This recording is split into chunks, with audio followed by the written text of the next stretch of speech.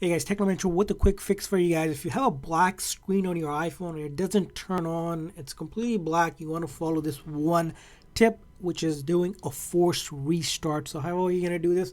You're going to press and release the volume up, followed by press and release the volume down quickly one after another, and then hold this side button until the screen turns on or you see the Apple logo appear. Then you'll let go of that button. So I'll do volume up, volume down, and then I hold that side button. You're going to keep on holding it for maybe like 5 to 10 seconds, and once you see Apple logo, immediately let go of that button. Again, you want to press volume up, volume down, and then keep on holding that side button.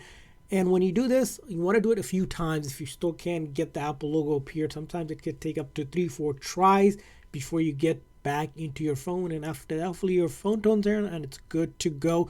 Another quick tip is make sure that if you haven't charged your phone, charge it for at least half an hour or so with a genuine Apple charger and a wall adapter. Especially if you have a newer phone, use a 20-watt one so you can get the best charging experience and making sure that it charged.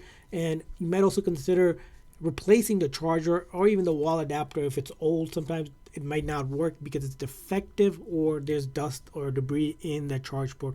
So hopefully this quick little fix help you guys fix the black screen on your iPhone, and I hope you guys enjoyed this video and found it helpful. If so, please do consider hitting that like and subscribe button. Thanks for watching, guys. See you guys next time.